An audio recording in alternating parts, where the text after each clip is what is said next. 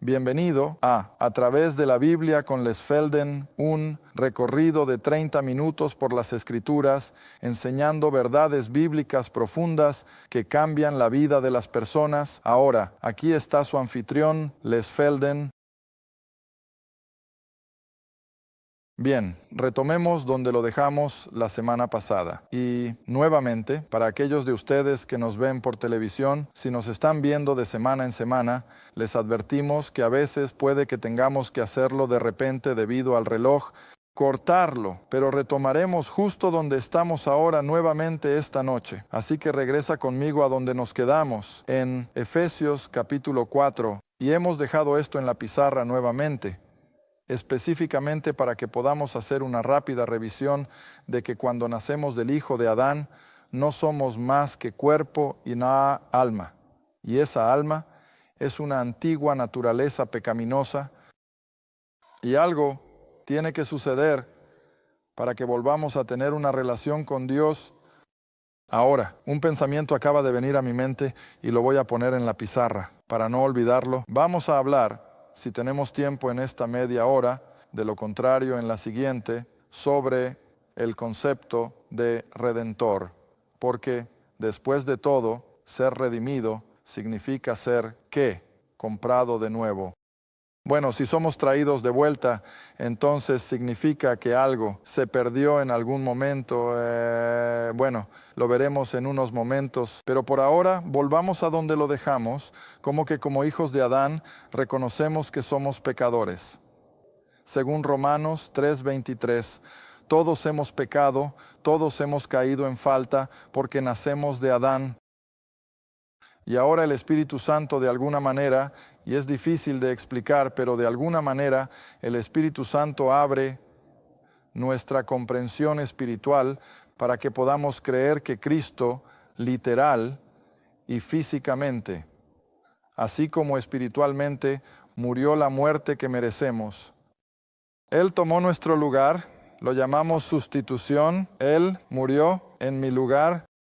Y luego, como vimos en Romanos capítulo 6, Él considera que nuestro viejo Adán ahora está crucificado. Lo único que puedes hacer para lidiar con el viejo Adán es matarlo. Luego Pablo enseña en Romanos que el viejo Adán murió, no debe gobernar nuestras vidas.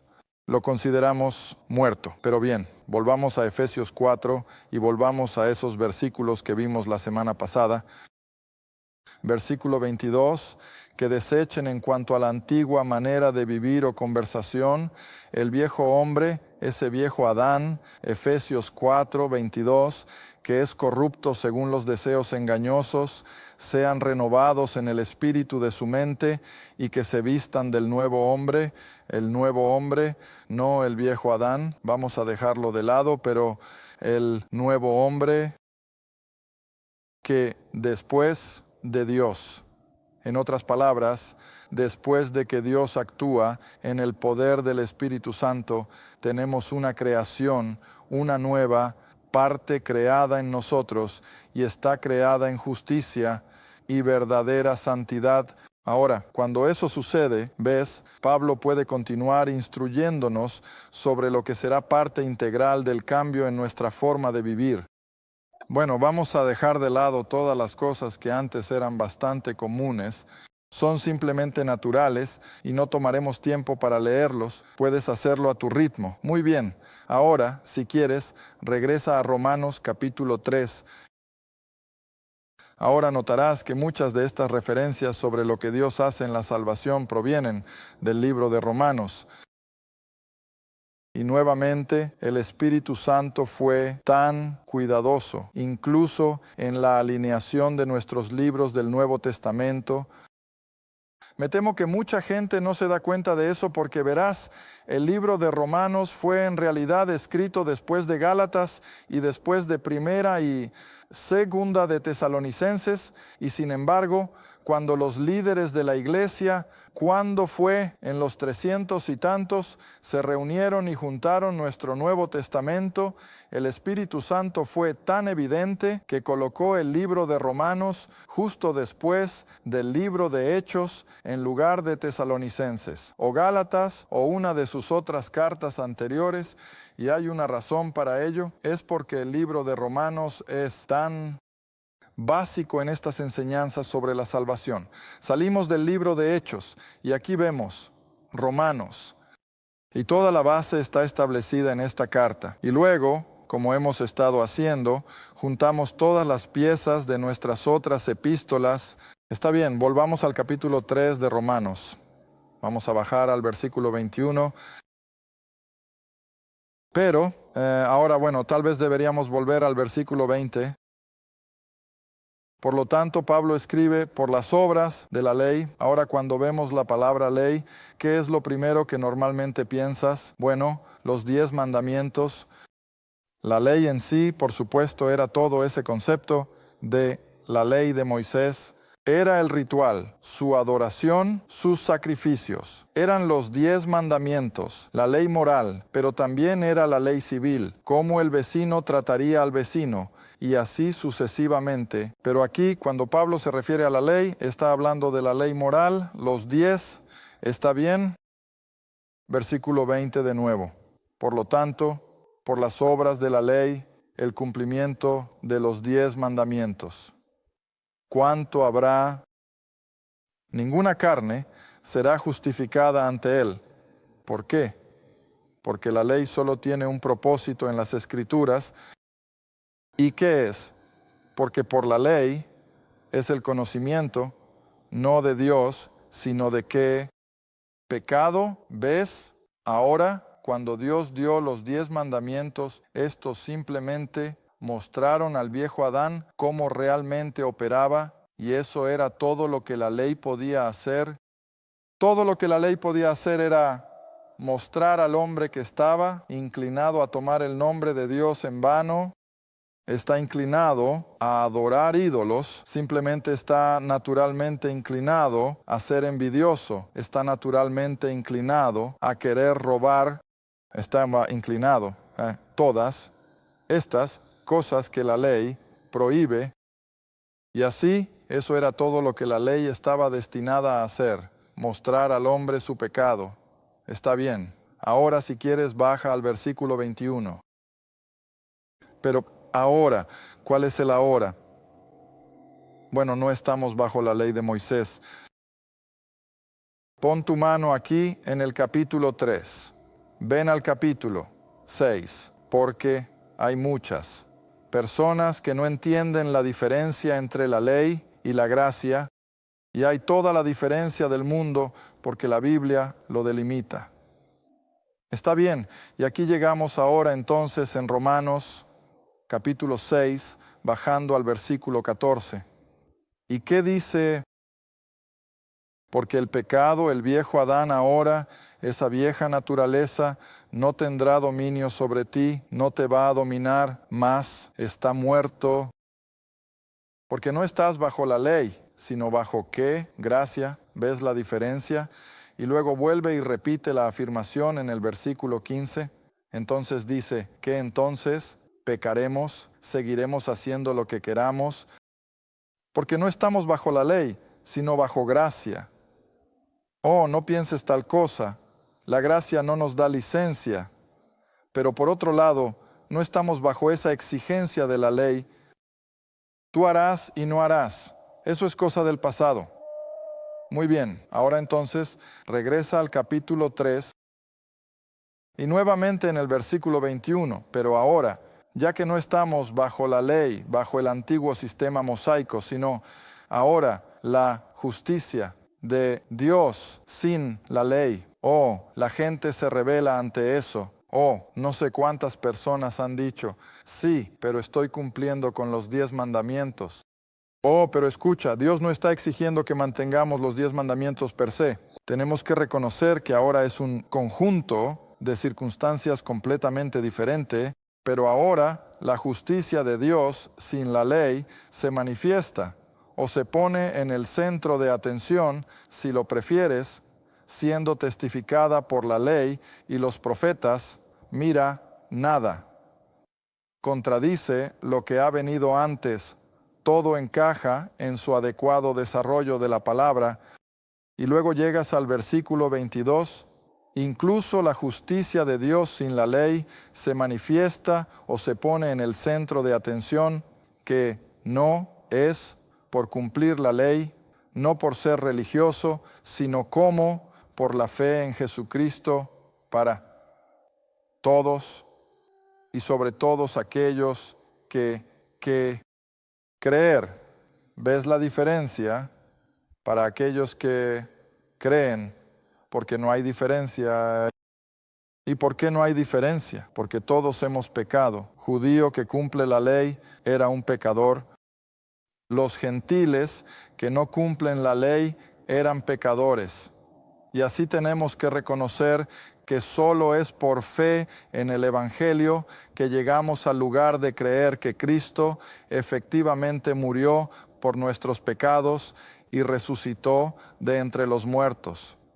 Muy bien, ahora quiero volver al versículo 22. A la luz de cuando volvemos a Génesis, y no piensen ni por un minuto que nos hemos olvidado de Génesis, pero cuando regresamos a Génesis y hablamos de Adán, cubierto con las pieles de esos animales que sin duda fueron sacrificados, vamos a ver que se cumple justo aquí en este versículo, que estamos vestidos no con pieles de animales, sino con ¿qué? La justicia de Dios. En otras palabras, nuevamente, volviendo a nuestro diagrama, tan pronto como la vieja naturaleza es crucificada, con Cristo es puesta a muerte, es derrotada, y Dios pone frente a ella una nueva naturaleza y literalmente nos viste ahora con la justicia de Cristo, para que cuando Dios nos mire como creyentes esta noche, cuando Dios te mira, cuando Dios me mira, realmente no me ve. Él realmente no te ve. ¿A quién ve? Ve a Cristo. Y eso es lo que significa estar en Cristo. Estamos literalmente vestidos con Él. Y esto es lo que Dios ve. Me alegra que Dios no me vea a mí. No valgo la pena de ser mirado desde ese punto de vista. Pero Él no me ve. Ve al Señor Jesucristo. Muy bien, ahora estás en el capítulo 3. Regresa conmigo nuevamente si quieres al capítulo 6. Espero no estar confundiendo el tema, pero de todos modos, ahora si regresas al capítulo 6, encontrarás que después del versículo 6 que vimos hace un tiempo, nuestro viejo hombre es crucificado con él, ha sido puesto a muerte. Ahora bien, versículo 7, el que está muerto es libre del viejo Adán. Solo hay una manera de deshacernos del viejo Adán. Él va a ser constantemente una naturaleza pecaminosa hasta que lo consideremos crucificado. Muy bien, ahora está muerto. Ahora, si Él está muerto, ¿qué puede pasar con el resto de nosotros? Puede apoderarse. La nueva naturaleza entra. Luego, el Espíritu Santo va a habitar con nuestro espíritu. Es la forma en que lo expresa Pablo. Ahora tenemos todo este conjunto de circunstancias del lado de Dios que comienza a influir en el cuerpo. ¿Y qué va a hacer esto en nuestra vida? La cambiará por completo. Va a cambiarla por completo. Y como dice Pablo, las cosas que una vez amamos, ahora las odiamos. Y las cosas que una vez casi odiamos, ahora las amamos. Es un juego completamente nuevo. Si puedo usar esa expresión, muy bien, pero ahora sigamos. Ahora al versículo 8. Ahora sí estamos muertos. En otras palabras, la vieja naturaleza pecaminosa ha sido puesta a muerte y hemos muerto con Cristo. Creemos que también. ¿Cuál es la siguiente palabra? Viviremos con Él. Bueno, muy bien. Realmente espero que pueda cortar esto. ¿Qué ha sucedido? Hemos sido crucificados con Cristo. Hemos muerto con Él. Pero ahora vamos un paso más allá. Probablemente no lo tengo claro, pero de todos modos, cuando quitaron a Cristo de la cruz, ¿qué hicieron con él? ¿Dónde fue colocado? En el sepulcro, en la tumba. Fue enterrado. Luego, después del tercer día y la tercera noche, ¿qué sucedió? Resucitó de entre los muertos. Ahora tenemos que llevar esta identificación hasta el final. Si estuvimos con Cristo en la cruz y Él murió mi muerte, entonces cuando pusieron el cuerpo en la tumba y fue enterrado, ¿quién más estaba en la tumba? Tú y yo. ¿Ves? Bien, aquí estamos. Nosotros también estamos en la tumba, pero Cristo no se quedó en la tumba, resucitó de entre los muertos. Y ahora, dado que Él resucitó de entre los muertos, ¿qué puede impartirnos? Nueva vida. Muy bien, sigamos este concepto. Si lo deseas, ven aquí, pueden cortarlo. Esa es una cosa sobre grabar. Esperamos que puedan. Ahora, si vienes al Evangelio de Juan, creo que es a donde iba. Ve al Evangelio de Juan.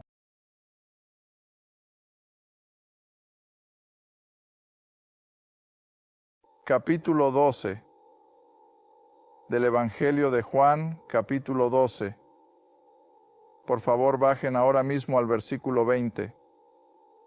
Del Evangelio de Juan, capítulo 20. Y recuerden el contexto. Estamos en el ministerio terrenal de Cristo, pero ahora estamos muy cerca de la crucifixión. Probablemente solo sea cuestión de días. Y había una gran multitud reuniéndose para la fiesta de la Pascua.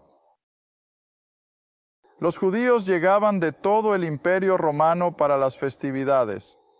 Una gran multitud de judíos llegaba de todo el mundo conocido, el imperio romano, para la Pascua, reuniéndose en el complejo del templo.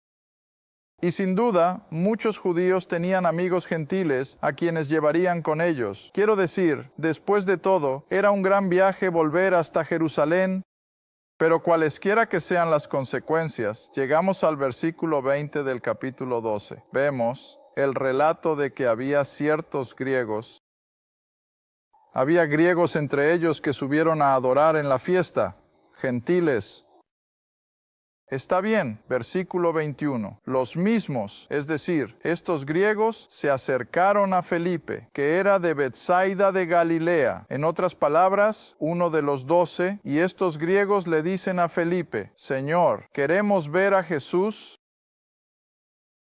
Ahora, esto es interesante, y sin alguna enseñanza profunda anterior, no lo comprenderás. Pero sin embargo, ¿recuerdas cuando la mujer cananea vino a Jesús y quería que él hiciera el milagro en su hija, creo que era?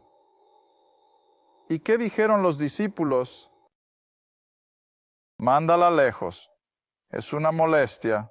Y Jesús no hizo ningún comentario. Y finalmente, después de mucho suplicar, él finalmente accedió a ella y le concedió su deseo. Pero ves, a primera vista no lo hizo porque ella era una gentil, y le dijo en pocas palabras, no soy un gentil, vengo solo por las ovejas perdidas de la casa de Israel. Y recuerdas que ella volvió y dijo, oh, pero verdadero Señor, ¿no comen los perros las migajas? Ella dice, ¿no puedo al menos tener una migaja? Está bien, ahora tienes básicamente lo mismo aquí. Estos gentiles le dicen a Felipe, queremos ver a Jesús. Pero Felipe recuerda todas estas cosas que han estado sucediendo. Y él dice, bueno, no sé ahora, ¿qué voy a hacer? Y así va Andrés. Versículo 22, Felipe viene y le dice a Andrés. ¿Qué le dice? Oye, hay gentiles que quieren ver a Jesús y Andrés no sabe qué hacer con eso. Así que es como una papa caliente. Y entonces Andrés y Felipe dicen, entremos y digámoselo. Así que lo hacen, entran, porque todo esto ocurrió allí afuera en el pavimento, en esa gran multitud. Y Jesús quizás en otro edificio del templo. Y así ahora encuentran a Jesús y le dicen, Señor, hay algunos griegos que quieren hablar contigo. Está bien, ahora aquí está a lo que me refería. Versículo 23. Y Jesús les respondió diciendo, ha llegado la hora en que el Hijo del Hombre debe ser glorificado. De cierto os digo, que si el grano de trigo no cae en la tierra y muere, queda solo. Pero si muere, produce mucho fruto. ¿A qué se refería Jesús? A su muerte, sepultura y resurrección venideras. Y cualquiera de ustedes que jardine cada. ¿Ves que planta una semilla en su jardín o un agricultor siembra su cosecha? Está ensayando todo el plan de salvación una y otra vez. ¿Por qué? Porque como ven, cuando una semilla se pone en la tierra, espera la luz del sol y la lluvia. A menos que se ponga en la tierra, nunca reproducirá. Podrías dejarla en el granero, podrías dejarla en el paquete de semillas y nunca reproducirá, pero tan pronto como se entierra en la tierra, ¿qué sucede? Nueva vida. Está bien, Jesús se refería a su muerte, sepultura y resurrección venideras, y para estos griegos, estos gentiles, él no podía ser un objeto de fe hasta que eso hubiera ocurrido. La razón es que ahora en nuestro Evangelio esto se convierte en nuestra salvación. El hecho de que Cristo murió en mi lugar, estoy identificado con Él. Así como Él fue sepultado, tú y yo fuimos sepultados, pero no permanecimos en la tierra, no permanecimos en la tumba. Así como Él resucitó de entre los muertos, nosotros resucitamos de entre los muertos y tenemos nueva vida. Ahora volvamos de nuevo a Romanos capítulo 8. Romanos capítulo 8. Creo que podemos concluir este segmento.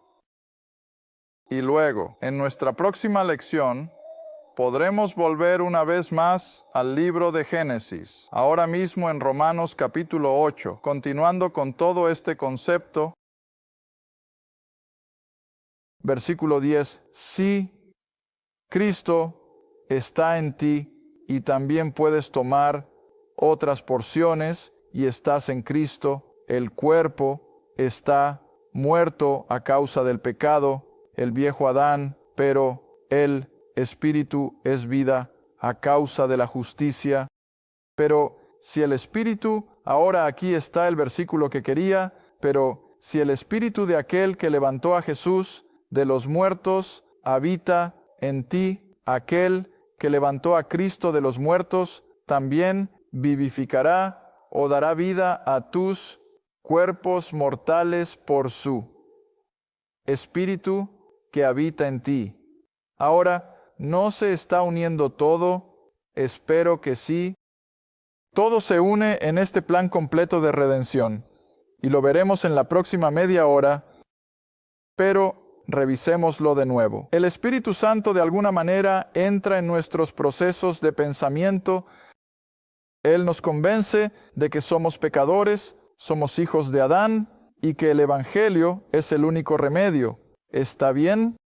Entonces, cuando comenzamos a entender eso, sí, soy un pecador, estoy sin comunión con mi Creador, pero el Evangelio es el remedio. Entonces creemos y nos identificamos con la muerte de Cristo, aunque fue hace 2000 años. Para el Dios Creador, ¿qué son 2000 años? Un chasquido de dedos. Él es tan consciente de nosotros en 1990 como lo era en su propio tiempo o en el tiempo de Adán. El tiempo no significa nada para Dios, así que nunca te hagas la idea de cómo puede una muerte hace 2000 años tener algún efecto en mí en 1991. Supongo que sí. Está bien, así que así como fue sepultado, significando muerte completa, también así como fue resucitado, nosotros también somos resucitados a esa nueva vida. Y eso es exactamente de lo que Pablo está hablando. Ahora continuemos. En el momento o dos que nos queda aquí en Romanos 8, versículo 12, por lo tanto, hermanos, somos deudores. No, a la carne, no, para vivir solo para disfrutar de la vida, para satisfacer la carne. Versículo 13, porque si vives según la carne, en otras palabras, de lo único que te preocupas es del viejo Adán, morirás. Es decir, espiritualmente, no físicamente. Eso va a suceder de todos modos. Pero si tú, a través del Espíritu, a través de la obra del Espíritu Santo, ahora en nuestras vidas, mortificas o pones a muerte las obras del viejo cuerpo, el viejo Adán, vivirás. Y luego aquí viene en el versículo 14, porque todos los que son guiados por el Espíritu de Dios esperarán ser, no, ¿cuál es el verbo? Ellos son. ¿Ves? Y eso es lo que llamamos tomar la palabra de Dios. Él lo dijo y nosotros lo creemos, que cuando el Espíritu de Dios ha realizado esa obra en nosotros, somos los hijos de Dios. O puede que no siempre nos comportemos como tal. Cualquiera de nosotros puede fallar y siempre podemos tener nuestros momentos de debilidad, pero sin embargo, Dios es fiel. Muy bien, entonces bajemos al versículo 16 y aquí es donde vamos a concluir esto.